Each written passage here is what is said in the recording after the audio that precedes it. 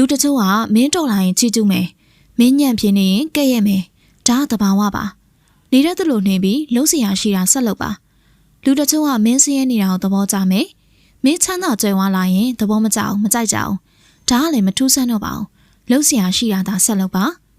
လူတချို့ကငိုနေရင်တနာသလိုဟန်ဆောင်ပြီးမင်းပျော်ရွှင်ရှိမောနေရင်ကြိတ်ပြီးတော့ဒေါသဖြစ်နေမယ်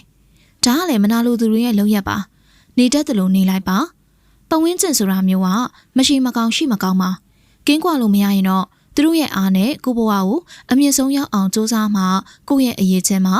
ခွေးဟောင်နိုင်ထားကြည့်ပြီးဟောင်နေတဲ့ခွေးတွေကိုခဲနဲ့လိုက်ပစ်နေတော့မင်းတို့တမိုးရှိတဲ့အချိန်တွေကိုဖြုံးတီးမိသလိုဖြစ်သွားပါလိမ့်မယ်လူတချို့ကမျက်နှာကြီးဟာဟင်းပတ်ပါပြီးတော့မြေနဲ့ရလှမ်းဆိုင်ကြတယ်ဒါလည်းဖြစ်လေဖြစ်ထားရှိတဲ့သဘာဝပါ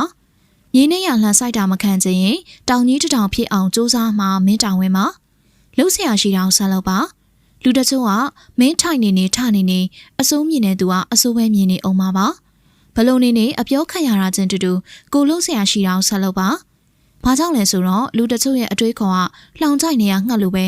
ဖားချင်ရကွက်ထဲလာတာနေတတ်ကြတယ်တချို့ကတော့အထင်နဲ့အမြင်ကြားမှာကိုလိုရာဆွဲတွေးပြီးစိတ်ကန်စားမှုနဲ့အတွေးခေါ်ရောထွေးနေတဲ့ကြတော့ချစ်တဲ့အခါအပြစ်စင်ပြီးမချစ်တဲ့အခါအပြစ်တင်လာတတ်ကြတယ်။ပဝင်းကျင်ရဲ့ဖိအားကိုမခံနိုင်ပဲအသုံးမချနိုင်တဲ့၍တော့သူတို့ပြောသလိုမင်းရဲ့တမယ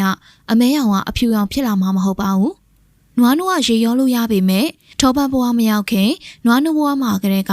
ရေဘလောက်ရောနွားနိုးအယောင်မပြောင်းအောင်နေတဲ့ဖို့ကကိုယ့်ရဲ့လက်ထဲမှာပဲရှိတာပါ။နွားနိုးကရေရောလို့ရပေမဲ့ထောပတ်ကိုရေရောလို့ရမှာမဟုတ်ပါဘူး။ထောပတ်ဘွားမရောက်ခင်နွားနိုးဘွားမှာကလေးကရေဘလောက်ရောနွားနိုးအယောင်မပြောင်းအောင်နေတဲ့ဖို့ကကိုယ့်လက်ထဲမှာပဲရှိတာပါ။နေတော့နေပြီးလှုပ်ရှားရှိတာကိုဆက်လုပ်သွားရင်မင်းကိုပါဇက်တနက်ပြစ်နေတဲ့လူတွေကိုယ်တိုင်မင်းရှိမှဒူးထောက်လာရမှအသေးချပါ။ဒါကြောင့်တိုက်ခိုက်ပြစ်တင်မှုတွေကိုမကြားသလိုနေက